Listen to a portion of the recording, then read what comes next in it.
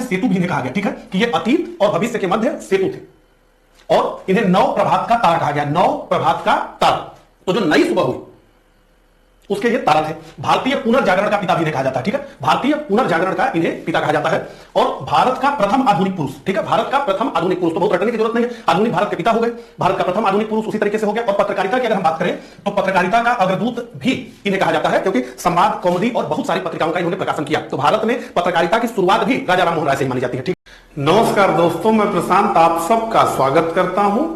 दोस्तों, इस लेक्चर में हम डिस्कस करेंगे आधुनिक भारत में चले प्रमुख धार्मिक और सामाजिक सुधार आंदोलनों को।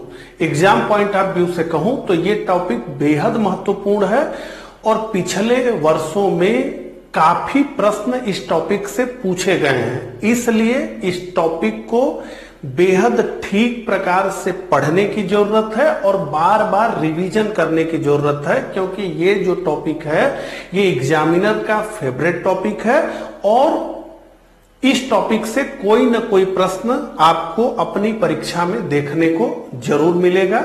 इसलिए ठीक प्रकार से इस टॉपिक को पढ़ने की जरूरत है। हालांकि ये कॉन्सेप्चुअल लेक्चर नहीं होने वाला है, फैक्ट्स बहुत सारे हैं, उन्हें हमें जो है रटना होगा, ठीक है।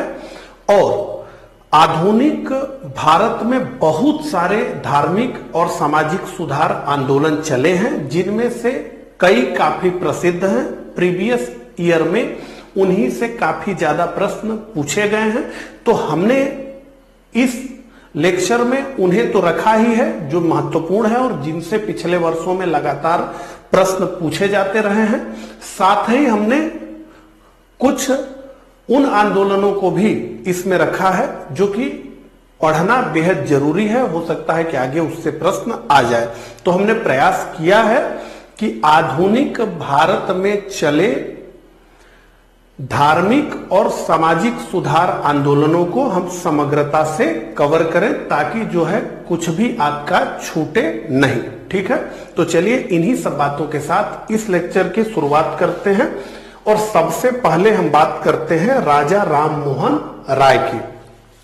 तो राजा राम मोहन राय को बहुत सारी उपाधियां दी गई हैं और इनकी उपाधियों से ही पिछले वर्षों में बहुत सारे प्रश्न पूछे गए हैं। तो धार्मिक और सामाजिक सुधार आंदोलन इस टॉपिक में सबसे ज्यादा प्रश्न केवल और केवल जो है राजा राम मोहन राय की उपाधियों से है, इसीलिए यहां 4 लाइन में इनकी उपाधियां लिखी गई हैं, फिर भी कुछ छूट ही गई है।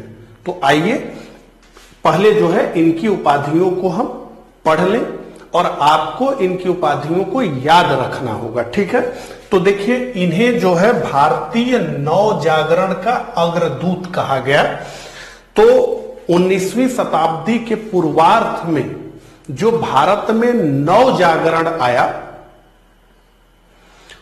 उसके अग्रदूत इन्हें ही माना जाता है और इन्हें भारतीय राष्ट्रवाद का जनक और पैगंबर कहा जाता है। तो भारत में जो धीरे धीरे राष्ट्रवाद की भावना प्रबल होने लगी, उसका जनक भी जो है राजा राम मोहन राय को ही माना जाता है। तो कहीं पूछा जा सकता है आपसे कि भारतीय राष्ट्रवाद का जनक, और कहीं पूछा जा सकता है भारतीय राष्ट्रवाद का पैगंबर, और यहां कहीं पूछा जा सकता है भारतीय नव जागरण का अग्रदूत, कहीं पूछा जा सकता है भारतीय जागृति का अग्रदूत, ठीक है। और आप देखें तो इन्हें आधुनिक भारत के पिता की उपाधि दी गई है, आधुनिक भारत के पिता की उपाधि दी गई है। कुछ लोगों का मानना है कि आधुनिक भारत जिस विचारों को लेकर के आगे बढ़ा वो विचार जो है सबसे पहले इन्होंने ही दिया, ठीक है। अतीत और भविष्य के मध्य सेतु भी इन्हें कहा गया, ठीक है, कि ये अतीत और भविष्य के मध्य सेतु थे और इन्हें नव प्रभात का तारा कहा गया, नव प्रभात का तारा। तो जो नई सुबह हुई उसके ये तारा थे। भारतीय पुनर्जागरण का पिता भी इन्हें कहा जाता है, ठीक है। भारतीय पुनर्जागरण का इन्हें पिता कहा जाता है और भारत का प्रथम आधुनिक पुरुष, ठीक है, भारत का प्रथम आधुनिक पुरुष, तो बहुत रटने की जरूरत नहीं है, आधुनिक भारत के पिता हो गए, भारत का प्रथम आधुनिक पुरुष उसी तरीके से हो गया। और पत्रकारिता की अगर हम बात करें तो पत्रकारिता का अग्रदूत भी इन्हें कहा जाता है, क्योंकि संवाद, कौमुदी और बहुत सारी पत्रिकाओं का इन्होंने प्रकाशन किया। तो भारत में पत्रकारिता की शुरुआत भी राजा राम मोहन राय से ही मानी जाती है, ठीक है। और भारतीय भाषाई प्रेस का प्रवर्तक भी इन्हें कहा गया। तो बहुत सारी जो है इनकी उपाधियां रही, बहुत सारे इनके कार्य रहे, एक एक करके जो है हम समझते हैं। लेकिन उससे पहले आपसे एक प्रश्न पूछा जा सकता है कि 19वीं शताब्दी के पूर्वार्ध में भारत में चले धार्मिक और सामाजिक सुधार आंदोलनों ने किस वर्ग को सबसे पहले प्रभावित किया? तो ये शिक्षित भारतीयों को प्रभावित किया, बुद्धिजीवी वर्ग को प्रभावित किया, उदार रजवाड़ों को प्रभावित किया और शहरों में रहने वाला जो मध्य वर्ग था उसको प्रभावित किया, ठीक है। अब जो है इनकी बात करें राजा राम मोहन राय की, तो केवल इतना इनके बारे में जानना कि ये बंगाल के एक ब्राह्मण परिवार में जन्मे थे, ठीक है। और फिर इन्होंने जो है कंपनी की नौकरी से अपना शुरुआत किया, जॉन डिग्बी के सचिव के रूप में इन्होंने कार्य किया। और इनका जो पहला ग्रंथ था वो था फारसी भाषा में लिखा हुआ तुहफात अल मुआहिदीन, ठीक है। बहुत अलग अलग तरीके से ये लिखा हुआ आपको अलग अलग किताबों में दिख जाएगा। क्या है मतलब इसका?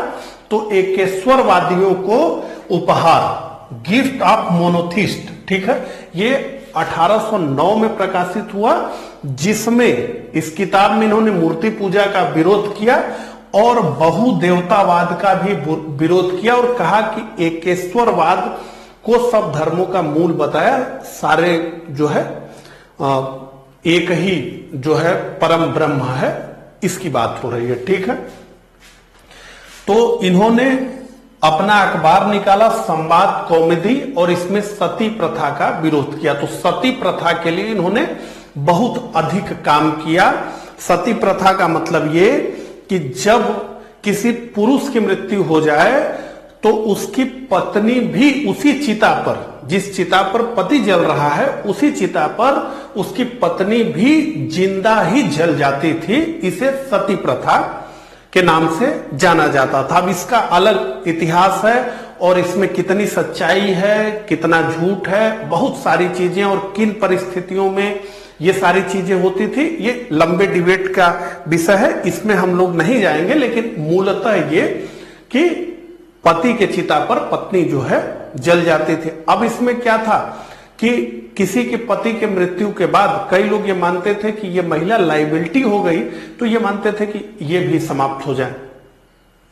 और कई बार जो है परिवार के लोग गहनों के लालच में, धन संपदा के लालच में भी इस तरीके से जो है करते थे। तो कहने का मतलब था कि एक तरफ तो ये स्वेच्छा से होता था, बहुत सारी स्त्रियां जो है सती होती थी और ये जो है सामाजिक मान्यता में भी ऐसी महिलाओं को बड़ा उच्च दर्जा दिया जाता है। अगर आप लोगों में से कई लोग ऐसे हो सकते हैं कि जिन्होंने सती माता के मंदिर का नाम जरूर सुना होगा। तो कोई 18वीं शताब्दी 19वीं शताब्दी में कोई महिला थी जो अपने पति के साथ जो है चिता पर लेट गई थी और जल गई थी। ऐसे जो है अभी भी उनका सम्मान किया जाता है, ठीक। हालांकि बहुत बड़े पैमाने पर कभी भी नहीं रहा है, ये जो है इक्का दुक्का घटना के रूप में ही होता रहा है, ठीक है।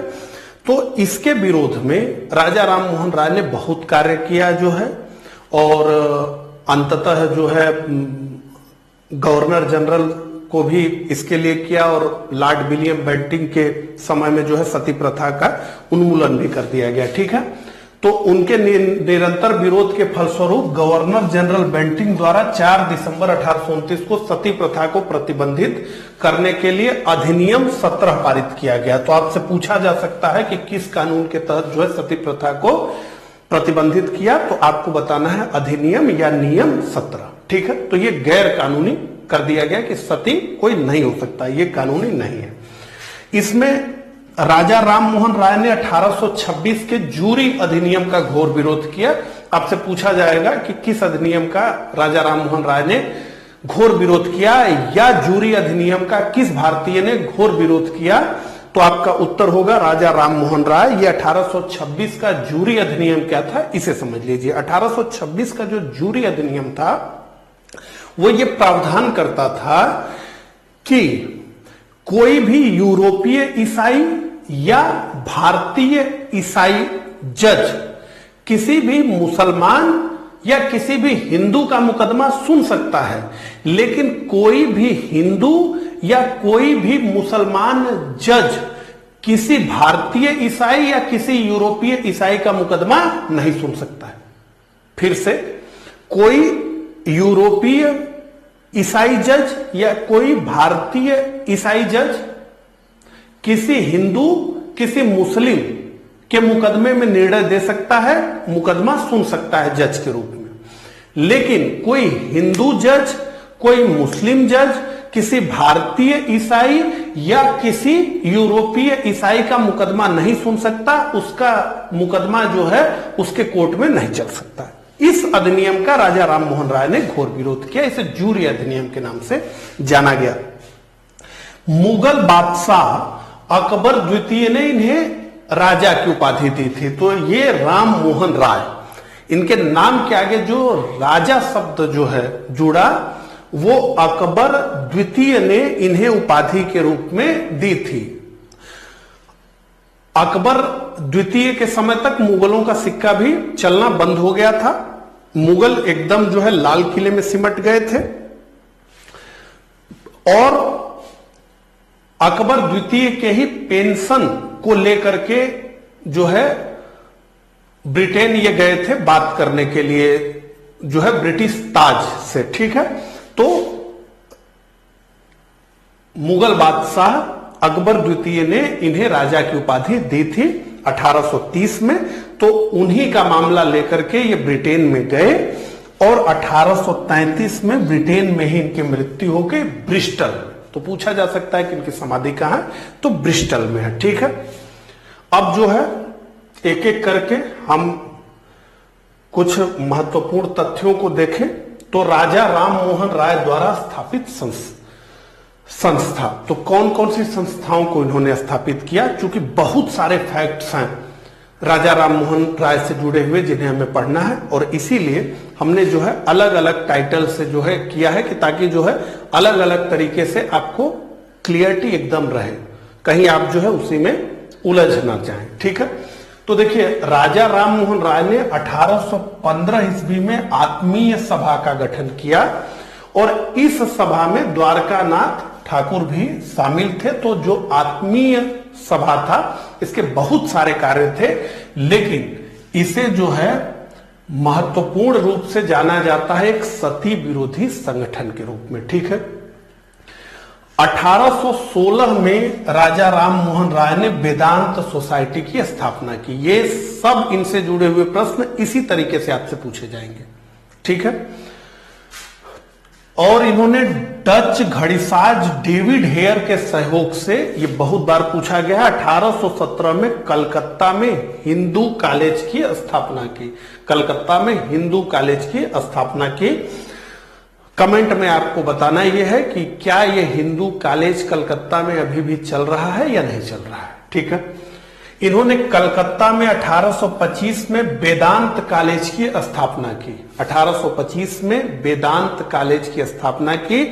तो यहां पर जो है प्राचीन जो विषय थे वो तो पढ़ाए ही जाते थे और पश्चिमी शिक्षा भी यहां पे दी जाती थी। पश्चिमी शिक्षा के ये प्रबल समर्थक थे राजा राम मोहन राय। ठीक है, सबसे महत्वपूर्ण जिसे हम अलग से पढ़ेंगे वो है 20 अगस्त 1828 में इन्होंने कलकत्ता में ब्रह्म सभा या ब्रह्म संप्रदाय या गार्ड सोसाइटी की स्थापना की, जो आगे चल करके हुआ ब्रह्म समाज, जो आगे चल करके हुआ ब्रह्म समाज। अभी ब्रह्म समाज पे हम आएंगे और ब्रह्म समाज को पढ़ेंगे। उससे पहले कुछ और महत्वपूर्ण चीजों को हम देख लें। तो राजा राम मोहन राय द्वारा प्रकाशित पुस्तकें एवं समाचार पत्र, तो सबसे पहला तो मूर्ति पूजा के विरुद्ध फारसी भाषा में तुफात उल मुआहिदीन यानी एकेश्वरवादियों का उपहार नामक पुस्तक की इन्होंने रचना की 1809 में, और इन्होंने 1820 में ईसा के नीति वचन शांति और खुशहाली का मार्ग, precepts of Jesus the guide to peace and happiness नामक पुस्तक लिखी, जो जॉन डिग्बी के प्रयत्नों से 1823 ईस्वी में लंदन से प्रकाशित हुई। तो ये जो है प्रिसेप्ट्स ऑफ जीसस, केवल इतना ही जो है किताबों में लिखा रहता है, ये पूरा नाम था। पुस्तक की रचना किसने की? ठीक है, तुफात उल मुआहिदीन किसकी रचना है? ये सब करके आपसे प्रश्न पूछा जा सकता है। ये जो है प्रिसेप्ट्स ऑफ जीसस पुस्तक कब प्रकाशित हुई, कहां से प्रकाशित हुई, ये सब पूछा जा सकता है। इन्होंने संवाद कौमुदी अखबार का प्रकाशन किया, संवाद कौमुदी अखबार का प्रकाशन किया, जो भारतीय द्वारा भारतीय भाषा में संपादित प्रथम भारतीय समाचार पत्र था, बंगाली भाषा में। ये इसीलिए इन्हें भारतीय पत्रकारिता का भी जनक कहा जाता है। फारसी भाषा में इन्होंने मिरात उल अखबार एवं अंग्रेजी भाषा में ब्रह्म क्रॉनिकल का भी प्रकाशन किया। ठीक है, ये सभी तथ्य जो है महत्वपूर्ण है। तो राजा राम मोहन राय से जुड़े हुए इतने महत्वपूर्ण तथ्यों को हमने देखा। अब हम बात करेंगे ब्रह्म सभा या ब्रह्म समाज की। ठीक है, तो ब्रह्म समाज, तो जैसा कि हमने पहले ही बात किया कि 20 अगस्त 1828 में कलकत्ता में ब्रह्म सभा या ब्रह्म संप्रदाय या गाड सोसाइटी की स्थापना हुई, जो आगे चल करके ब्रह्म समाज कहलाया। आगे चल करके ब्रह्म समाज कहलाया। ब्रह्म समाज का मुख्य उद्देश्य क्या था? तो हिंदू धर्म में सुधार लाना, सभी धर्मों की अच्छाइयों को अपनाना, मूर्ति पूजा का विरोध। तो जितने धार्मिक सुधार आंदोलन चले हैं उसमें आप देखेंगे तो हर जगह मूर्ति पूजा का विरोध आपको मिलेगा। लेकिन केवल और केवल जो है स्वामी विवेकानंद ने कहा कि नहीं, मूर्ति पूजा और बहुदेवतावाद जो है ठीक चीज है। ठीक है, उनकी भी बात हम करेंगे। और एक ब्रह्म की पूजा का उपदेश देना आदि था। देखिए, बहुत सारे ब्रह्म समाज के उद्देश्य रहे, लेकिन जो महत्वपूर्ण मोटे तौर पे हम समझ सकते हैं और जो हमारे समझने जितना हमें समझना चाहिए वो ये सारी चीजें थी। ठीक है, तो जब राम मोहन राय की मृत्यु हो गई, उसके पश्चात जो है देवेंद्र नाथ टैगोर ने ब्रह्म समाज का संचालन किया। हालांकि इनसे पहले भी इनके पिताजी ने किया। ठीक है, और देवेंद्र नाथ टैगोर से भी जुड़े हुए कुछ महत्वपूर्ण तथ्यों को हम जान ले तो हमने एक ही लाइन में लिखा है। तो देवेंद्र नाथ टैगोर ने 1839 में तत्व बोधनी सभा की स्थापना की थी। तो तत्व बोधनी सभा की स्थापना किसने की थी? तो देवेंद्र नाथ टैगोर ने की थी। और तत्व बोधनी पत्रिका का इन्होंने प्रकाशन किया। इसके साथ ही इन्होंने तत्व बोधनी स्कूल की और ब्रह्म धर्म नामक धार्मिक पुस्तिका का संकलन किया। तो ये जो है एक बेहद महत्वपूर्ण नेता ब्रह्म समाज के देवेंद्र नाथ टैगोर से जुड़े हुए महत्वपूर्ण तथ्य थे। ठीक है, अब देखिए, देवेंद्र नाथ टैगोर ने 1857 ईस्वी में ब्रह्म समाज में एक व्यक्ति को लेकर के आए जिनका नाम था केशव चंद्र सेन। बहुत प्रतिभाशाली व्यक्ति केशव चंद्र सेन, बहुत तीक्ष्ण बुद्धि, बहुत मृदुभाषी, बहुत उदार व्यक्ति, जो कि 1862 ईस्वी में आचार्य पद पर नियुक्त हुए। तो ब्रह्म समाज के आचार्य हो गए 1862 में केशव चंद्र सेन। और केशव चंद्र सेन के नेतृत्व में ब्रह्म समाज ने बहुत तेजी से विकास किया। बंगाल से बाहर उत्तर प्रदेश में, पंजाब में आदि कई प्रांतों में ब्रह्म समाज का काम केशव चंद्र सेन के समय में पहुंच गया। कहा जाता है कि केवल बंगाल में ही ब्रह्म समाज की 60 शाखाएं खुल गई। तो बहुत उदार विचार के और बहुत मिशनरी ढंग से कार्य करने वाले व्यक्ति थे केशव चंद्र सेन, ठीक है। और केशव चंद्र सेन से जुड़ा हुआ एक महत्वपूर्ण तथ्य यहीं पे है कि 1861 में इन्होंने इंडियन मिरर का संपादन किया। और इंडियन मिरर से जुड़ा हुआ एक महत्वपूर्ण तथ्य यह है कि किसी भारतीय द्वारा संपादित प्रथम दैनिक अखबार ये इंडियन मिरर था, उसका जो है संपादन केशव चंद्र सेन ने किया। तो अब यहां से समझ में आ गया कि 1862 में आचार्य पद पर नियुक्त हो गए हैं ब्रह्म समाज के केशव चंद्र सेन। एक प्रकार से पूरी बागडोर ब्रह्म समाज की केशव चंद्र सेन के हाथ में आ गई है। अब इसके आगे की कहानी जो है देखिए। तो 1865 में केशव चंद्र सेन और देवेंद्रनाथ टैगोर के बीच में विवाद हो गया। बहुत सारे कारण इस विवाद के रहे। तो न्यासी ट्रस्टी के रूप में, ब्रह्म समाज के ट्रस्टी के रूप में देवेंद्रनाथ टैगोर ने अपनी अधिकारिता का प्रयोग किया और केशव चंद्र सेन को ब्रह्म समाज से निकाल दिया कि भैया आपकी जरूरत नहीं है, अब आप जाइए, ठीक है। तो केशव चंद्र सेन ब्रह्म समाज से अलग हो गए 1865 में। और 1866 में इन्होंने बनाया भारतीय ब्रह्म समाज। इन्होंने बनाया भारतीय ब्रह्म समाज। यहां पे एक तथ्य मैं आपको बताना चाहूंगा कि कई किताबों में आपको मिलेगा कि ब्रह्म समाज से निकलने के बाद केशव चंद्र सेन ने जो संगठन बनाया उसे आदि ब्रह्म समाज कहा गया, जो कि गलत है। ब्रह्म समाज से रिलेटेड जितने डॉक्यूमेंट हैं उनके अध्ययन से यह बात स्पष्ट रूप से पता चलती है कि केशव चंद्र सेन ने 1866 में जो संगठन बनाया था उसे नवीन विधान कहा गया और उसे ही भारतीय ब्रह्म समाज कहा गया। और जो मूल ब्रह्म समाज था जिसकी स्थापना जो है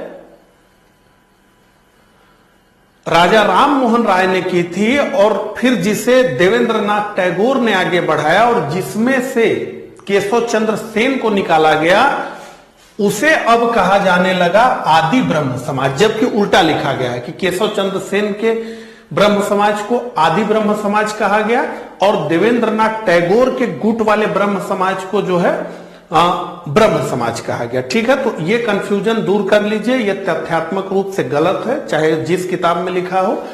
केशव चंद्र सेन ने 1866 में जो ब्रह्म समाज बनाया उसे नवीन विधान कहा गया और इसे भारतीय ब्रह्म समाज कहा गया और पूर्व में स्थापित ब्रह्म समाज को आदि ब्रह्म समाज के नाम से जाना गया। अपने भी तर्क लगाइए, मूल ब्रह्म समाज तो 1828 में जो बना वही होगा ना, आदि तो वही होगा। केशव चंद्र सेन ने तो नया बनाया 1866 में। अब आइए, तो 1870 ईस्वी में केशव चंद्र सेन ने स्त्री शिक्षा के लिए इंडियन रिफॉर्म एसोसिएशन यानी भारतीय सुधार संघ की स्थापना की।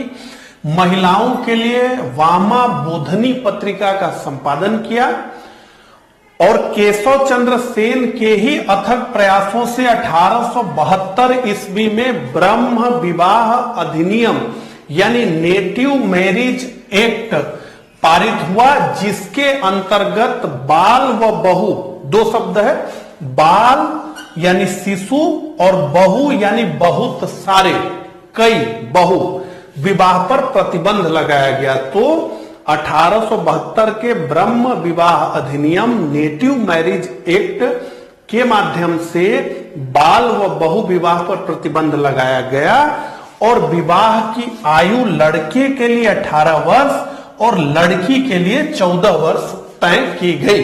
हालांकि ये जो ब्रह्म विवाह अधिनियम 1872 था, ये मान्यता प्राप्त धर्मों जैसे हिंदू, मुस्लिम, इन पर जो है लागू नहीं होता था और ये मर्जी पर था कि कौन इसके अनुसार करता है, ठीक है। तो केशव चंद्र सेन का बहुत महत्वपूर्ण योगदान माना जाता है ब्रह्म विवाह अधिनियम को लेकर के, नेटिव मैरिज एक्ट को लेकर के। हालांकि इस कानून से कोई प्रभाव जो है पड़ा नहीं भारतीय समाज पे। हम जब बाल विवाह की बात करेंगे आगे जाकर सामाजिक सुधार के तहत तो और डिटेल में इस पे बात करेंगे, लेकिन एक मजेदार तथ्य है वो जान लीजिए। केशव चंद्र सेन के अथक प्रयासों से ही यह ब्रह्म विवाह अधिनियम पारित हुआ, नेटिव मैरिज एक्ट पारित हुआ, जिसने यह तय किया कि लड़के की आयु विवाह के समय 18 वर्ष और लड़की की 14 वर्ष होनी चाहिए। इससे पहले विवाह नहीं किया जाना चाहिए, एक बात। और दूसरी बात यह कि बहु विवाह नहीं होना चाहिए, एक ही आदमी की 4-4 पत्नियां नहीं होनी चाहिए, बहु विवाह नहीं होना चाहिए और बाल विवाह नहीं होना चाहिए। बालक की शादी 18 वर्ष, बालिका की शादी 14 वर्ष की उम्र में होनी चाहिए, यह हुआ। लेकिन 1878 में क्या हुआ कि केशव चंद्र सेन के पास बहुत अच्छा ऑफर आ गया कूच बिहार के राजा के। तो इस समय आसाम में कूच बिहार एक स्टेट था, उसी स्टेट की महारानी थी गायत्री देवी, जो कि जयपुर राजघराने में जिनका विवाह हुआ और जिन्हें जो है अपने समय में वर्ल्ड की सबसे खूबसूरत महिला का खिताब भी दिया गया। ठीक है, गायत्री देवी, हो सकता है नाम आपने सुना हो। तो 1878 में केशव चंद्र सेन के पास ऑफर आ गया कूच बिहार के राजा का कि अपनी पुत्री का विवाह मेरे साथ कर दीजिए। और इनकी जो पुत्री थी, किसी किताब में 13 वर्ष और किसी किताब में 12 वर्ष बताया जाता है कि इनकी 12 वर्ष आयु थी, यानी अल्प आयु थी, यानी विवाह की उनकी आयु नेटिव मैरिज एक्ट के तहत नहीं थी। कितनी होनी चाहिए थी? 14 होनी चाहिए थी। और नेटिव मैरिज एक्ट किसके प्रयासों से पारित हुआ? केशव चंद्र सेन के प्रयासों से, यानी ये बाल विवाह के घोर विरोधी थे। लेकिन जब इतना अच्छा ऑफर आया तो इनके जैसा व्यक्ति ने अपनी अल्पायु पुत्री, यानी जिसका 14 वर्ष नहीं हुआ था, 12 की थी या 13 की थी, का विवाह कूच बिहार के राजा के साथ वैदिक विधि से कर दिया।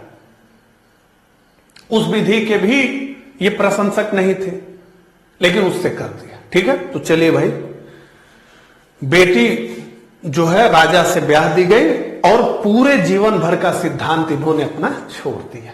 ठीक है, तो इस कारण से, इनके इस आचरण से, इनके इस आचरण से जो है 1878 में ब्रह्म समाज का दूसरा विभाजन हो गया। पहला जो है 66 में जब ये निकाले गए और नया बनाए, अब जो है ब्रह्म समाज का दूसरा विभाजन हो गया और आनंद मोहन बोस के सिद्धांतों पर साधारण ब्रह्म समाज की स्थापना हुई।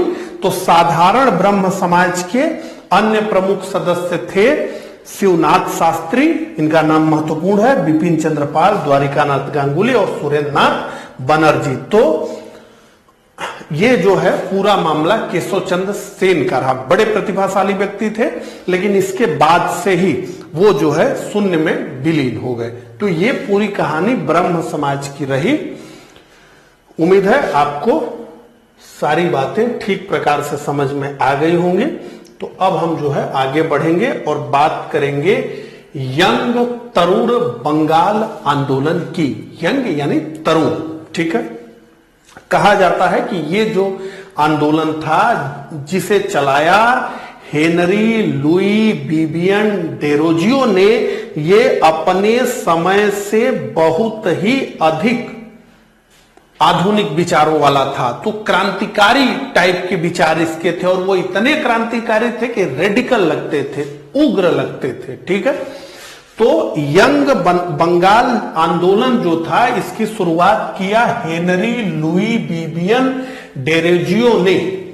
बहुत कम उम्र में जो है इनकी मृत्यु भी हो गई और इतने कम उम्र में ही इन्होंने काफी नाम कमा लिया। 1809 में तो इनका जन्म हुआ था और 1831 में इनकी मृत्यु हो गई। ठीक है, तो ये जो डेरोजियो थे ये कलकत्ता में हिंदू कॉलेज में अध्यापक थे, वही हिंदू कॉलेज जो राजा राम मोहन राय के प्रयासों से ओपन हुआ। और ये जो है फ्रांस की क्रांति से डेरोजियो प्रभावित थे और इन्होंने पुराने रीति रिवाजों का विरोध किया और नारी शिक्षा की वकालत की और बहुत सारे इनके विचार जो उस समय के समाज में खतरनाक टाइप के माने जा सकते थे, ऐसे विचार इन्होंने दिया। सुरेंद्रनाथ बनर्जी ने इनको कहा है बंगाल में आधुनिक सभ्यता का अग्रदूत। तो डेरोजियो को सुरेंद्रनाथ बनर्जी ने बंगाल में आधुनिक सभ्यता का अग्रदूत और हमारी जाति का पिता एवं प्रथम आधुनिक व्यक्ति कहा है। तो सुरेंद्रनाथ बनर्जी के रेफरेंस से अगर ये पूछा जाए तो आप जो है डेरोजियो उत्तर देंगे कि सुरेंद्रनाथ बनर्जी ने किसे बंगाल में आधुनिक सभ्यता का अग्रदूत, हमारी जाति का पिता और प्रथम आधुनिक व्यक्ति कहा है, तो डेरोजियो को कहा है। कई किताबों में यह है कि यह बात डेरोजियो को न कह करके डेरोजियो के जो अनुयायी थे यानी उसके समर्थक थे उनके लिए भी सुरेंद्रनाथ बनर्जी ने प्रयोग किया था। ठीक है। और जो यंग बंगाल आंदोलन था इसका मुख्य उद्देश्य क्या था? तो प्रेस की स्वतंत्रता, जमींदारों की निरंकुशता पर प्रतिबंध, सरकारी सेवाओं में अधिक से अधिक भारतीयों का प्रवेश यानी सरकारी सेवाओं का भारतीयकरण करना। तो डेरोजियो ने 1828 में आत्मविस्तार एवं समाज सुधार हेतु एकेडमिक एसोसिएशन की स्थापना की। साथ ही society for the exhibition of general knowledge, Anglo Indian Hindus association, Banga Hita सभा से और डिबेटिंग क्लब से प्रश्न आ चुके हैं, ठीक है, का गठन किया। डेरोजियो द्वारा ईस्ट इंडिया नामक दैनिक पत्र और यंग बंगाल आंदोलन का मुख्य पत्र बंगाल स्पेक्टेटर। तो पूछा जा सकता है कि यंग आंदोलन का मुख्य पत्र क्या था? तो बंगाल स्पेक्टेटर था जिसका संपादन जो है डेरोजियो द्वारा किया गया। और यंग बंगाल आंदोलन से प्रभावित होकर बंबई के एल्फिस्टल कॉलेज के छात्रों ने यंग बॉम्बे आंदोलन चलाया। इस जो है यंग बंगाल आंदोलन के बारे में इतना ही जानना हमारे लिए पर्याप्त है, ठीक है। अब जो है हम आगे बढ़ेंगे और बात करेंगे स्वामी दयानंद सरस्वती और आर्य समाज की। बहुत सारे प्रश्न जो है आर्य समाज और स्वामी दयानंद सरस्वती से पूछे गए हैं पिछले वर्षों में। तो आर्य समाज की स्थापना स्वामी दयानंद सरस्वती ने 1875 में बंबई में की थी। स्वामी दयानंद सरस्वती का बचपन का नाम था मूल शंकर, ठीक है। और ये जो आर्य समाज था जिसका स्थापना 1875 में बंबई में हुआ, 2 वर्षों के बाद जो है लाहौर को आर्य समाज ने अपना मुख्य केंद्र बनाया। और आर्य समाज का जो मुख्य उद्देश्य था वो वैदिक धर्म को पुनः शुद्ध रूप में स्थापित करना था। सबसे प्रमुख उद्देश्य वैदिक धर्म को पुनः शुद्ध रूप में स्थापित करना था। इनका मानना था कि वैदिक काल से लेकर के वर्तमान काल तक यानी इनके समय तक जो भी धर्म या आडंबर समाज में है ये सब झूठे हैं, ठीक है।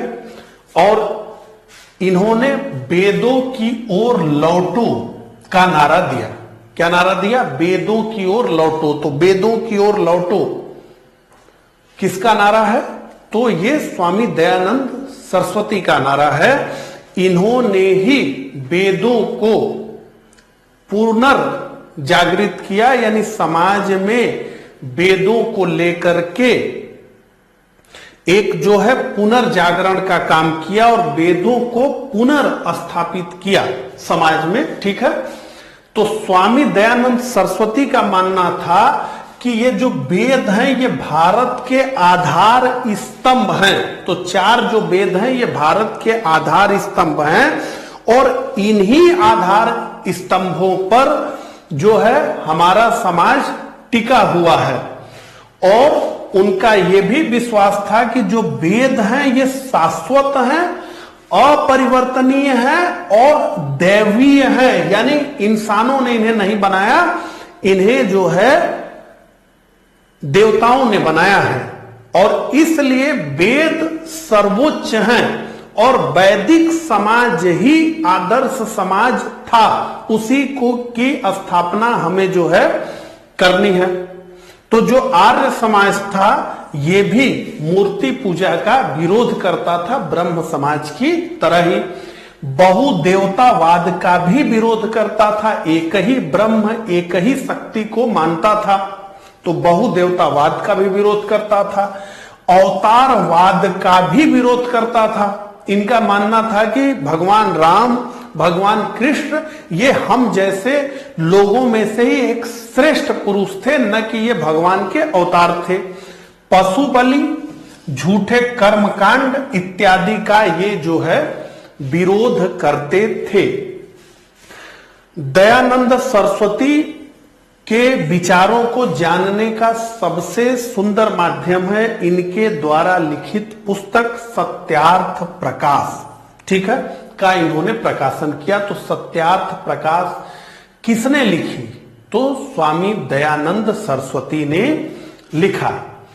आर्य समाज द्वारा 1882 में गायों की रक्षा हेतु गौ रक्षणी सभा की स्थापना की गई, ताकि जो है गायों की रक्षा की जा सके।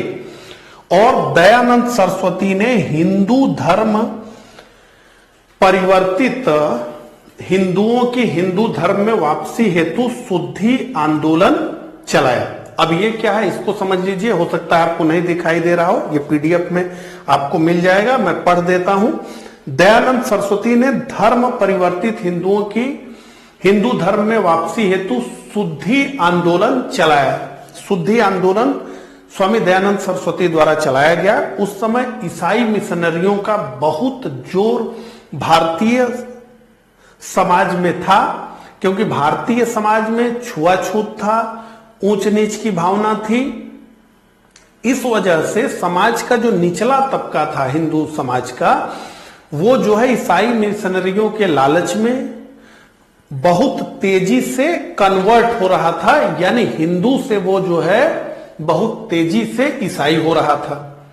और ऐसे में हिंदू धर्म में यह मान्यता थी कि अगर कोई एक बार धर्म को छोड़ करके चला गया तो उसकी वापसी नहीं कराई जा सकती है। तो इन्होंने कहा कि ऐसा कुछ नहीं है, और मैं हूं, मुझे जो है वेदों का ज्ञान है और सब चीजों को मैं जानता हूं, बिल्कुल कराया जा सकता है, शुद्धि उनकी होगी। तो शुद्धि आंदोलन इन्होंने चलाया। यह शुद्धि आंदोलन इनका जो है बहुत विवादास्पद रहा, लेकिन बहुत सारे जो हिंदू धर्म को छोड़ करके मुस्लिम बने थे, ईसाई बने थे हिंदू, उनकी इन्होंने दोबारा घर वापसी कराई शुद्धि आंदोलन के माध्यम से, ठीक है। तो आगे बढ़ते हैं और कुछ महत्वपूर्ण बात करते हैं। तो स्वामी दयानंद सरस्वती से जुड़ा हुआ यह महत्वपूर्ण तथ्य है कि ये स्वराज और स्वदेशी के प्रथम संदेश वाहक थे। तो सबसे पहले स्वराज इस शब्द का प्रयोग स्वामी दयानंद सरस्वती ने ही किया, और इतना आगे जाकर इन्होंने कहा कि बुरे से बुरा देसी राज्य अच्छे से अच्छे विदेशी राज्य से अच्छा है। बुरे से बुरा देसी राज्य अच्छे से अच्छे विदेशी राज्य से अच्छा है, यानी कि ब्रिटिश राज चाहे कितना भी अच्छा क्यों न हो, वो भारतीयों के लिए अच्छा नहीं है। हमेशा किसी भी देश के नागरिकों के लिए उन्हीं के देश का शासक होना चाहिए, उन्हीं की शासन व्यवस्था होनी चाहिए। ये 10,000 किलोमीटर दूर से आकर के लोग शासन नहीं करने चाहिए। ये दयानंद सरस्वती ने लोगों को पहली बार कहा, यानी स्वराज यानी हमारा राज्य होना चाहिए, अंग्रेजों का राज्य नहीं होना चाहिए, और हमेशा किसी भी समाज पे उसी के समाज का राज्य होना चाहिए, किसी बाहरी का नहीं। तो ये बात पहली बार स्वराज शब्द का प्रयोग स्वामी दयानंद सरस्वती ने किया, और पहली बार स्वदेशी शब्द का भी प्रयोग इन्होंने ही किया, और लोगों में इस भावना को इन्होंने बढ़ाया कि अधिक से अधिक जो भारतीय उत्पाद हैं उनका हमें प्रयोग करना चाहिए और जो विदेशी उत्पाद हैं उनका हमें बहिष्कार करना चाहिए। हमें अधिक से अधिक स्वदेशी का प्रयोग करना चाहिए, विदेशी वस्तुओं का प्रयोग नहीं करना चाहिए। यह भी पहली बार इन्होंने ही बताया और सर्वप्रथम ये पहले भारतीय थे जिन्होंने ये कहा कि हिंदी को राष्ट्रभाषा होना चाहिए। तो राष्ट्रभाषा हिंदी बने, ये विचार सर्वप्रथम किसने दिया? स्वामी दयानंद सरस्वती ने दिया। स्वराज का विचार सर्वप्रथम किसने दिया? तो स्वामी दयानंद सरस्वती ने दिया। बुरे से बुरा देशी राज्य अच्छे से अच्छे विदेशी राज्य से अच्छा है, किसका कथन है? स्वामी दयानंद सरस्वती। किस भारतीय समाज सुधारक ने स्वदेशी पर सबसे पहले बल देना शुरू किया? तो स्वामी दयानंद सरस्वती। ठीक है, इन्हें 19वीं शताब्दी का भारत का हिंदू मार्टिन लूथर किंग कहा जाता है। यह पूरा शब्द है, हालांकि इन्हें भारत का मार्टिन लूथर किंग कहा जाता है। तो आपसे पूछा जाएगा कि मार्टिन लूथर किंग भारत का किसे कहा गया? तो जो है ये कहा गया स्वामी दयानंद सरस्वती को।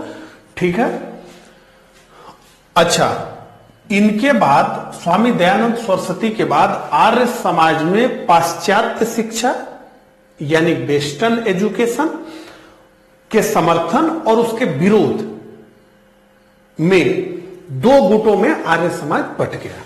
तो यह हुआ कि शिक्षा की कौन सी पद्धति का हमें प्रयोग करना चाहिए, भारतीय पद्धति या पश्चिमी पद्धति। इस आधार पर दो गुट में आर्य समाज बटा। तो पाश्चात्य शिक्षा के समर्थन में लाला लाजपत राय और लाला हंसराज थे, जिन्होंने लाहौर में दयानंद एंग्लो वैदिक कॉलेज डीएवी की स्थापना की। और ये जो डीएवी है, मुझे उम्मीद है आप में से कई लोग इससे पढ़े होंगे, डीएवी से। ठीक है, लगभग जो है हर बड़े शहर में एक डीएवी कॉलेज है। बहुत ज्यादा काम आर्य समाज ने शिक्षा के क्षेत्र में किया है, इसमें कहीं कोई दो राय नहीं है। तो आप में से कई लोग ऐसे होंगे जो डीएवी से पढ़े होंगे। तो डीएवी एक कॉलेजों की श्रृंखला की शुरुआत हुई, जिसकी शुरुआत लाहौर से हुई। और पाश्चात्य शिक्षा के विरोध वाला जो गुट था, जो स्वामी श्रद्धानंद वाला गुट था, लाला मुंशीराम और लेखाराम का गुट था, इन्होंने 1902 में हरिद्वार में गुरुकुल कांगड़ी की स्थापना की। हरिद्वार में गुरुकुल कांगड़ी की स्थापना इन्होंने की। तो ये जो है रहा स्वामी दयानंद सरस्वती और आर्य समाज। अब हम बात करेंगे वेद समाज की। ठीक है, तो वेद समाज की स्थापना के श्रीधरलू नायडू ने 1864 में मद्रास में की। और वेद समाज को दक्षिण के ब्रह्म समाज के रूप में जाना जाता है। तो आपसे पूछा जा सकता है कि दक्षिण का ब्रह्म समाज किसे कहा जाता है? तो आप बताएंगे कि वेद समाज को दक्षिण के ब्रह्म समाज के रूप में जाना जाता है। और इसने भी जाति प्रथा का विरोध किया। तो मोटे तौर पे जितने धार्मिक सामाजिक सुधार चले हैं वो जाति प्रथा का विरोध करते ही रहे हैं। ठीक है, और इससे जुड़े प्रमुख नेता तो दोराय स्वामी आयंगार और आर वेंकट रमन थे। तो वेद समाज की स्थापना किसने की? तो के श्रीधरलू नायडू ने की, मद्रास में की। कब की? 1864 में की। वेद समाज से भी काफी प्रश्न पूछे गए, लेकिन सभी प्रश्नों के दायरे में इतने तथ्यों में ही वो आ जाते हैं। ठीक है, अब जो है हम आगे बढ़ते हैं और बात करते हैं स्वामी विवेकानंद और रामकृष्ण मिशन की। ठीक है, तो स्वामी विवेकानंद और रामकृष्ण मिशन। तो सर्वप्रथम इस मिशन की स्थापना 7 मई 1897 ईस्वी में स्वामी विवेकानंद द्वारा कलकत्ता के समीप बाराह नगर में की गई। कहीं कहीं बराह नगर भी ये शब्द मिलता है। ठीक है, उसके बाद बेलूर यानी कलकत्ता में रामकृष्ण मिशन की स्थापना की गई। तो 2 बार यह स्थापित हो गया, 2 जगहों पे। ठीक है, तो स्वामी विवेकानंद का वास्तविक नाम नरेंद्र नाथ था। ठीक है, स्वामी विवेकानंद का वास्तविक नाम नरेंद्र नाथ था और इनके गुरु थे स्वामी रामकृष्ण परमहंस। तो काली मंदिर के ये पुजारी थे। दक्षिणेश्वर का काली मंदिर बहुत प्रसिद्ध मंदिर, उसी के पुजारी थे कौन? स्वामी रामकृष्ण परमहंस। और स्वामी रामकृष्ण परमहंस का नाम था गदोधर चट्टोपाध्याय और ये स्वामी विवेकानंद के गुरु थे। ठीक है, तो स्वामी विवेकानंद के जीवन की जो सबसे महत्वपूर्ण उपलब्धि थी कि 11 सितंबर 1893 ईस्वी में स्वामी विवेकानंद अमेरिका के शिकागो शहर में गए। वहां पर विश्व धर्म सम्मेलन का आयोजन हुआ था और उस सम्मेलन में उन्होंने भाग लिया और उस सम्मेलन में उन्होंने भारतीय सभ्यता और संस्कृति को पूरी दुनिया के सामने प्रस्तुत किया। जो हिंदू धर्म संस्कृति के विचार थे उससे दुनिया को अवगत कराया और बहुत प्रसिद्धि स्वामी विवेकानंद को मिली और पूरी दुनिया में जो है भारत के हिंदू धर्म, भारत की संस्कृति आदि के बारे में लोग परिचित हुए। ठीक है, इनके द्वारा 1896 ईस्वी में न्यूयॉर्क में वेदांत सोसाइटी की स्थापना की गई और 1900 ईस्वी में कुछ लोगों का यह मानना है कि 1900 ईस्वी में जो हुआ था यह द्वितीय विश्व धर्म सम्मेलन था। ठीक है, तो 1900 ईस्वी में पेरिस में धर्मों के इतिहास के सम्मेलन में इन्होंने भाग लिया, स्वामी विवेकानंद ने भाग लिया। और स्वामी विवेकानंद जातिवाद, छुआछूत एवं विषमता को राष्ट्र की दुर्बलता का कारण मानते थे और निश्चित रूप से यह कारण था। सभी समाज सुधारक की यही मान्यता थी कि जातिवाद, छुआछूत तो नहीं होना चाहिए समाज में। लेकिन स्वामी विवेकानंद ने मूर्ति पूजा और बहुदेवतावाद का समर्थन किया।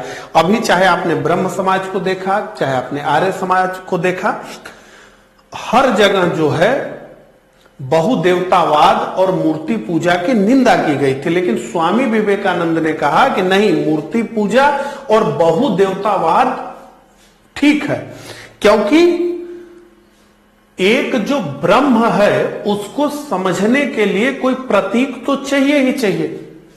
तो अगर कोई मूर्ति बना करके पूजा करता है तो इसमें कोई दिक्कत वाली बात नहीं है। सब इतने ज्ञानी नहीं है कि वो अपने चेतना से जो है उस ब्रह्म से जुड़ेंगे, वो मूर्ति के माध्यम से उस ब्रह्म से जुड़ेंगे, उस ईश्वर से जो है वो मूर्ति के माध्यम से जुड़ेंगे। तो प्रतीक का भी उतना ही महत्व है और इसलिए मूर्ति पूजा ठीक है और जो है बहुदेवतावाद भी ठीक है। क्यों एकेश्वर का नारा लगाना? और आप ये देखें, व्यवहारिक रूप में स्वामी विवेकानंद ही ठीक रहे, क्योंकि समाज में आज हम क्या देखते हैं? मूर्ति पूजा, इतना आंदोलन हुआ, इतना मूर्ति पूजा का विरोध हुआ, लेकिन मूर्ति पूजा कहीं से कम नहीं हुआ। और आप भी अगर धार्मिक हैं तो आप इस बात को समझते हैं कि प्रतीकों का तो महत्व है ही। अपने आप मंदिर के सामने मन श्रद्धा से जो है भर जाता है, इस तरह के भाव आते हैं। तो इन्होंने जो है मूर्ति पूजा और बहुदेवतावाद का समर्थन किया स्वामी विवेकानंद ने। इस बात को ध्यान में रखने की जरूरत है और इसीलिए इन्हें जो है स्वामी विवेकानंद को नव हिंदूवाद का श्रेष्ठ प्रतिनिधि कहा जाता है। आपसे प्रश्न पूछा जाएगा, नव हिंदूवाद, नियो हिंदुज्म के सर्वश्रेष्ठ प्रतिनिधि कौन थे? तो आपका उत्तर होगा स्वामी विवेकानंद नव हिंदूवाद के सर्वश्रेष्ठ प्रतिनिधि थे।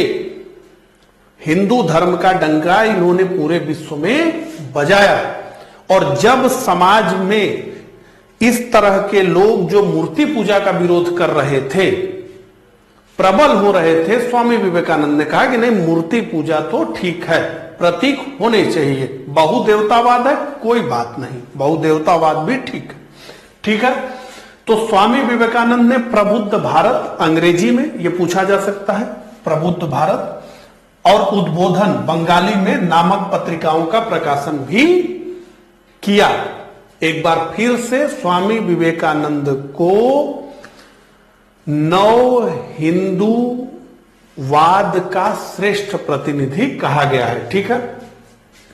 और इन्होंने राजयोग, कर्मयोग, ज्ञान योग और वेदांत फिलॉसफी जैसी पुस्तकों का संपादन किया है। तो आपसे पूछा जाएगा राजयोग किसकी पुस्तक है, कर्मयोग किसकी पुस्तक है, वेदांत फिलॉसफी किसने लिखा, ये सब स्वामी विवेकानंद ने लिखा है। और इन्हें व्यवहारिक वेदांत का प्रतिपादन किया इन्होंने, क्योंकि इनका मानना था कि एक धर्म के रूप में वेदांत का गहन रूप से व्यवहारिक होना चाहिए, ताकि हम अपने जीवन के प्रत्येक भाग में इसका पालन करने में सक्षम हो। तो आपसे पूछा जाएगा कि व्यवहारिक वेदांत का प्रतिपादन किसने किया, तो आपका उत्तर होगा स्वामी विवेकानंद। और जैसा कि मैंने आपको बताया कि इन्हें 19वीं शताब्दी के नव हिंदू जागरण का संस्थापक कहा जाता है।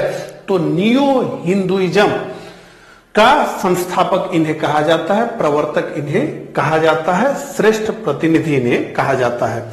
नेताजी सुभाष चंद्र बोस ने स्वामी विवेकानंद को आधुनिक राष्ट्रीय आंदोलन का आध्यात्मिक पिता कहा है।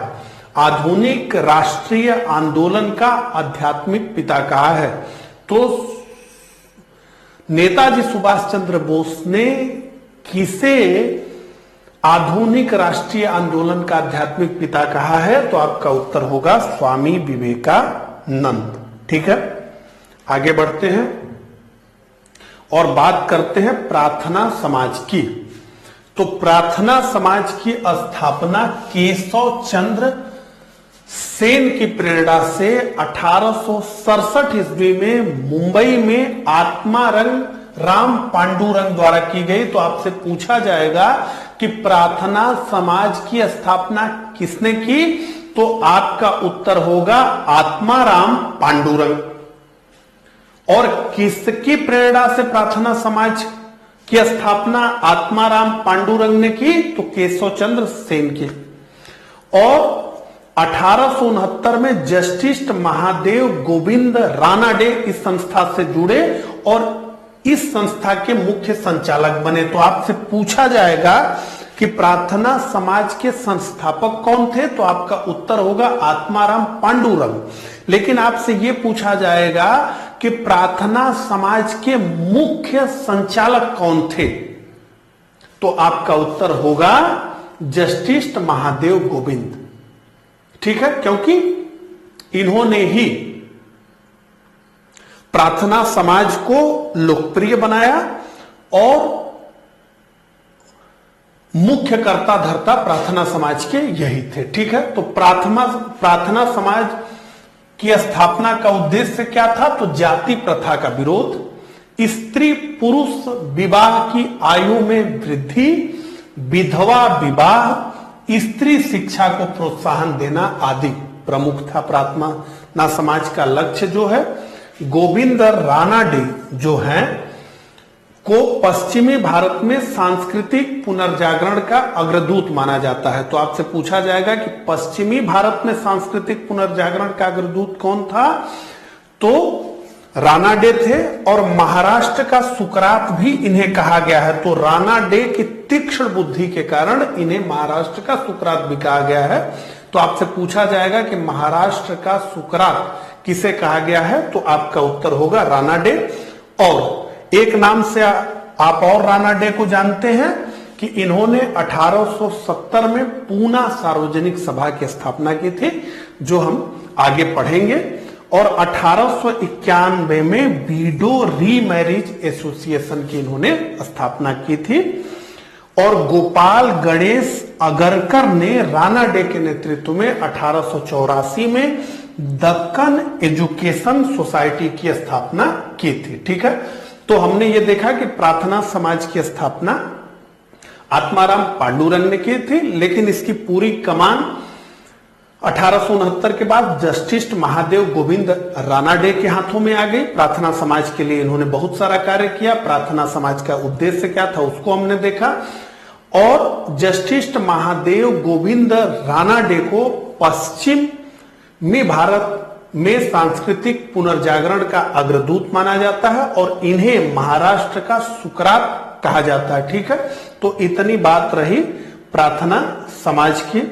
अब जो है हम आगे बढ़ेंगे और बात करेंगे थियोसॉफिकल सोसाइटी की। ठीक है, तो थियोसॉफिकल सोसाइटी की स्थापना हुई 7 सितंबर 1875 को। ठीक है, किसने स्थापना किया थियोसॉफिकल सोसाइटी की?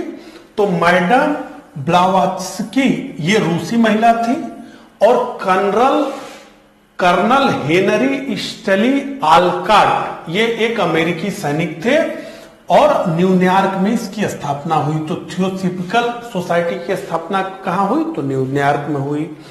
कौन इसके संस्थापक थे? तो 2 लोग थे। तो एक तो मैडम ब्लावात्स्की थी, ये रूसी महिला थी, और दूसरे थे कर्नल हेनरी स्टली आलकाट, ये अमेरिकी सैनिक थे। इन दोनों लोगों ने मिलकर के न्यूयॉर्क में थियोसॉफिकल सोसाइटी की स्थापना की। और ये जो दोनों संस्थापक थे, ये 1879 में कहा जाता है कि स्वामी दयानंद सरस्वती के आमंत्रण पर भारत आए, और जनवरी 1882 में मद्रास में अडयार नामक स्थान पर इन्होंने थियोसॉफिकल सोसाइटी का मुख्यालय बनाया, और ये अंतरराष्ट्रीय मुख्यालय था, इंटरनेशनल जो है ये इनका सेंटर था थियोसॉफिकल सोसाइटी का। ठीक है, 1889 में एनी बेसेंट, जिनके नाम से ही आप थियोसॉफिकल सोसाइटी से परिचित हैं, तो 1889 में एनी बेसेंट थियोसॉफिकल सोसाइटी की इंग्लैंड में सदस्य बनी, और 1893 ईस्वी में एनी बेसेंट भारत आई और इस सोसाइटी का कार्यभार अपने हाथों में इन्होंने ले लिया। तो एनी बेसेंट थियोसॉफिकल सोसाइटी से कब जुड़ी? तो 1889 में जुड़ी।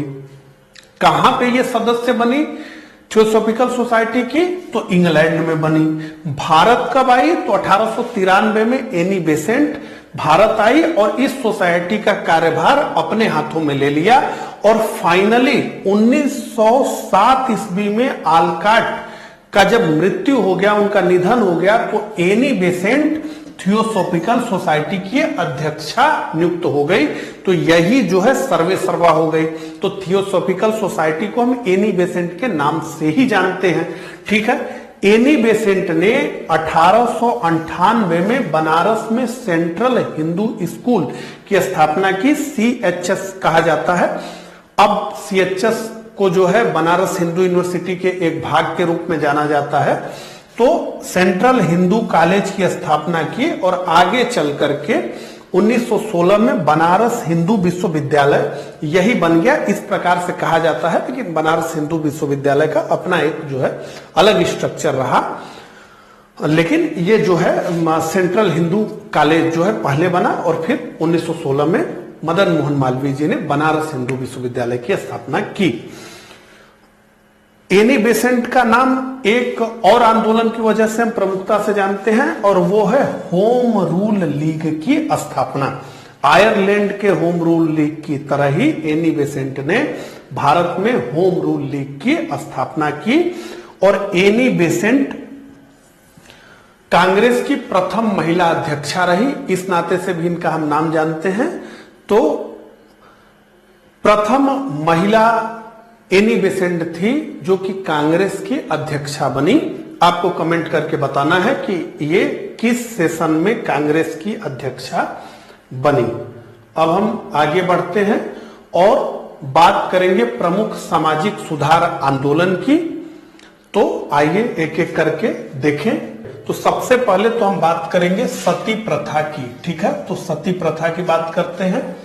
तो हमने पहले भी पढ़ लिया है कि राजा राम मोहन राय के प्रयासों के फलस्वरूप लॉर्ड विलियम बेंटिंक ने 1829 को 17वें नियम के अंतर्गत बंगाल में सती प्रथा पर रोक लगाया।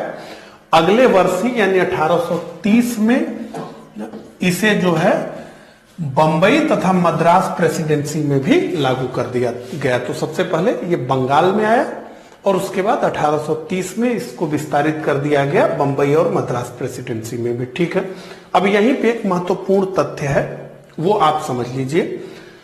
तो राजा राधाकांत देव ने बंगाल में ब्रह्म समाज और राजा राम मोहन राय के विचारों के विरुद्ध जो है 1830 में धर्म सभा की स्थापना की थी, जो कि सामाजिक धार्मिक सुधारों का विरोधी था, यानी ब्रह्म समाज की बातों का विरोधी था, राजा राम मोहन राय की बातों का विरोधी था। तो आपसे पूछा जा सकता है कि किस संगठन ने सामाजिक धार्मिक सुधारों का विरोध किया, या किस जो है प्रमुख नेता ने सामाजिक धार्मिक सुधारों का विरोध किया? तो आपका उत्तर होगा राजा राधाकांत देव। ठीक है, अब जो है आगे बढ़ते हैं और बात करते हैं बाल विवाह की। तो ब्रिटिश सरकार ने बाल विवाह को रोकने के लिए कुल 3 अलग अलग समय पे 3 कानून बनाया। तो सबसे पहले तो बात करेंगे सिविल मैरिज एक्ट या नेटिव मैरिज एक्ट 1872, जिसे ब्रह्म विवाह अधिनियम भी कहा गया, जो कि केशव चंद्र सेन के प्रयासों से पारित हुआ था और जिसका उल्लंघन भी केशव चंद्र सेन ने ही किया। ठीक है, तो इस कानून के तहत बाल और बहु विवाह पर प्रतिबंध लगाया गया और विवाह की आयु लड़के के लिए 18 वर्ष और लड़की के लिए 14 वर्ष तय कर दी गई। इसी को ब्रह्म विवाह अधिनियम के नाम से भी जाना जाता है। जैसा कि मैंने आपको पूर्व में बताया कि स्वेच्छा के हिसाब से इसका लागू होना था, प्रमुख जो धर्म थे उन पे ये लागू होता ही नहीं था, तो इसका कोई प्रभाव था भी नहीं। ठीक है, आप अगर मानते हैं इसे तो आप जो है मानिए, अगर आप नहीं मानते हैं तो कोई बात नहीं है। ठीक है, तो इस कानून का कोई प्रभाव नहीं पड़ा। सम्मति आयु अधिनियम यानी एज ऑफ कंसेंट एक्ट जो आया 1891 में, वो आया प्रसिद्ध भारतीय समाज सुधारक और बंबई के पारसी बहराम जी मालावारी के प्रयासों से 1891 ईस्वी में ब्रिटिश सरकार द्वारा एज ऑफ कंसेंट एक्ट पारित किया गया और इस एक्ट के माध्यम से यह किया गया कि 12 वर्ष से कम आयु की कन्याओं के विवाह को प्रतिबंधित कर दिया गया कि 12 वर्ष से कम आयु की कन्या होगी तो उसका विवाह नहीं किया जा सकता है। अब जैसा कि मैंने आपको बताया, ये सब पे लागू होने वाला कानून था। ठीक ना, नहीं तो पहले ही 18 और 14 वर्ष तो तय कर दिया गया था सिविल मैरिज एक्ट से, है ना, तो इसका तो कोई प्रभाव नहीं था। लेकिन ये 12 वर्ष से कम आयु की कन्याओं को विवाह को प्रतिबंधित कर दिया गया कि नहीं किया जा सकता है। इस पर जो है उस समय के प्रमुख राष्ट्रवादी गरमपंथी नेता बाल गंगाधर तिलक ने विरोध किया और उनका विरोध ये नहीं था कि 12 वर्ष से कम आयु की कन्याओं का विवाह करना उचित है, बल्कि उनका विरोध इस आधार पर था कि हमारे धार्मिक और सामाजिक जीवन में हमारे निजी कानूनों में हस्तक्षेप करने वाले ये अंग्रेज होते कौन है? हमारे समाज में जो बुराई है उसे हम ठीक कर लेंगे, हमें आपकी जरूरत नहीं है। हमारे मामलों में दखल अंदाजी मत करिए। आपको किसने अधिकार दे दिया कि आप हिंदुओं के प्रथाओं में, उनकी परंपराओं में हस्तक्षेप करेंगे? इस आधार पर बाल गंगाधर तिलक ने इस अधिनियम का विरोध किया। तो आपसे पूछा जाएगा कि सम्मति आयु अधिनियम का विरोध किसने किया, तो आप तुरंत बताएंगे बाल गंगाधर तिलक ने किया। इसके बाद बाल विवाह निरोधक अधिनियम आया, जिसे शारदा अधिनियम 1929 के नाम से जाना गया। तो कौन थे ये जो है हरविलास शारदा? ये अजमेर के निवासी थे, प्रसिद्ध शिक्षाविद थे और ये जस्टिस भी थे। हरविलास शारदा, इन्हीं के प्रयत्नों से ये अधिनियम पारित हुआ। कौन सा अधिनियम? बाल विवाह निरोधक अधिनियम। और इस अधिनियम के माध्यम से क्या कर दिया गया कि विवाह की आयु लड़के के लिए 18 वर्ष और लड़की के लिए 14 वर्ष, यानी कि सिविल मैरिज एक्ट या नेटिव मैरिज एक्ट 1872 में जो प्रावधान था उसे स्थापित कर दिया गया। तो ये कुल 3 कानून बाल विवाह से जुड़े हुए ब्रिटिश भारत में बने। ठीक है, आइए अब आगे बढ़ते हैं। इनसे प्रश्न काफी पूछे जाते हैं, ये ध्यान रखिए। अब बात करते हैं विधवा विवाह। ठीक है, तो विधवा विवाह के क्षेत्र में जिन्होंने सबसे अधिक काम किया, जो सबसे महत्वपूर्ण नाम है, वो है कलकत्ता के संस्कृत कॉलेज के आचार्य ईश्वर चंद्र विद्यासागर। इन्होंने 1000 लोगों के हस्ताक्षर से युक्त पत्र लॉर्ड डलहौजी को भेज करके ये कहा कि विधवा विवाह को कानूनी रूप दीजिए। तो विधवाओं का विवाह नहीं होता था, तो कोई विधवा हो गई तो उसे बड़ा सादा सिंपल उस लड़की को जीवन जीना होता था, और एक प्रकार से अपने घर में भी कट करके उसे रहना होता था। विधवा का मुंह देखना अपशगुन माना जाता था। तो मतलब इस तरह का, और फिर विवाह नहीं होगा, क्योंकि जैसा कि आप जानते हैं कि हिंदू धर्म में एक मान्यता है कि जन्मों जन्मों का रिश्ता हो जाता है। कहते हैं ना, जन्मों जन्मों का छोड़िए, 7 जन्म का तो पक्का ही है कि 7 जन्म का रिश्ता हो जाता है। तो जब 7 जन्म का रिश्ता एक व्यक्ति से हो गया और एक जन्म में वो चला गया, तो फिर उसका छोड़ना ये तो संभव ही नहीं। तो ऐसी मान्यता थी कि विधवाओं का विवाह हो ही नहीं सकता, बहुत सारे कारणों से। तो ये हुआ कि नहीं, विधवा का विवाह तो होना चाहिए, इसे कानूनी रूप दीजिए, और सही भी था। नहीं, बहुत कष्टपूर्ण जीवन हो जाता था। एक तो बाल विवाह होता था, कई मामले ऐसे होते थे कि जैसे बाल विवाह होता था तो उसमें 2 पद्धति थी। बाल विवाह होने का मतलब ये नहीं होता था कि तुरंत जो है स्त्री और पुरुष का मिलन हो जाता था, नहीं। विवाह हो गया, अब लड़की अपने घर है, लड़का अपने घर है, एक टाइम पीरियड आएगा, तब जो है लड़की की विदाई होगी और वो लड़के के घर आएगी। तो वो बड़ी उम्र में ही होता था। ठीक है, लेकिन कई बार ऐसा होता था कि लड़की से लड़के का मिलन ही नहीं हुआ और लड़की विधवा हो गई, वो लड़का मर गया किसी कारण से। तो बिना पति को अपने देखे ही विधवा हो जाने की स्थिति थी, क्योंकि बाल विवाह था। तो विधवा पुनर्विवाह ये बहुत जरूरी विषय था उस समय समाज का। ठीक है, तो ईश्वर चंद्र विद्यासागर के प्रयासों के फलस्वरूप ब्रिटिश सरकार लॉर्ड कैनिंग ने 1856 ईस्वी में हिंदू विधवा पुनर्विवाह अधिनियम 15 पारित किया। ध्यान दीजिए, कौन था गवर्नर जनरल? तो था लॉर्ड कैनिंग। कब कानून पारित हुआ? 1856 में। कानून का क्या नाम था? हिंदू विधवा पुनर्विवाह अधिनियम, और यह नियम 15 या अधिनियम 15 था। ठीक है, और इसमें विधवा पुनर्विवाह को कानूनी मान्यता दी गई। ठीक है, लेकिन कानूनी मान्यता अलग होती है, सामाजिक मान्यता अलग होती है। दहेज लेना और देना दोनों पाप है, यह कानूनी मान्यता है। लेकिन सामाजिक मान्यता क्या है कि चाहे वो न्याय से जुड़ा हुआ सबसे बड़ा अधिकारी हो, चाहे पुलिस से जुड़ा हुआ सबसे बड़ा अधिकारी हो, चाहे कोई भी अधिकारी हो, सब लोग दहेज लेते भी हैं, देते भी हैं। जिनके ऊपर उस कानून के पालन की जिम्मेदारी है वो भी दहेज लेता है।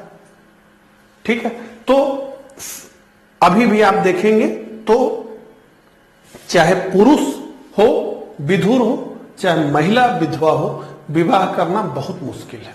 ठीक है, अब ये पूरी बात हमने विधवा पुनर्विवाह की कर ली। अब हम जो है महिला शिक्षा की बात करते हैं। तो देखिए, फर्गुसन कॉलेज के प्राध्यापक प्रोफेसर धोडो केशव कर्वे ने विधवा विवाह और महिला शिक्षा के क्षेत्र में महत्वपूर्ण योगदान दिया। तो आपसे पूछा जाएगा प्रोफेसर कर्वे ने किन क्षेत्रों में काम किया? तो उन्होंने विधवा विवाह के लिए काम किया और महिला शिक्षा के क्षेत्र में काम किया, और राणा डे के साथ विधवा पुनर्विवाह आंदोलन का इन्होंने संचालन किया और विधवाओं की शिक्षा के लिए विधवा आश्रम संघ की स्थापना की।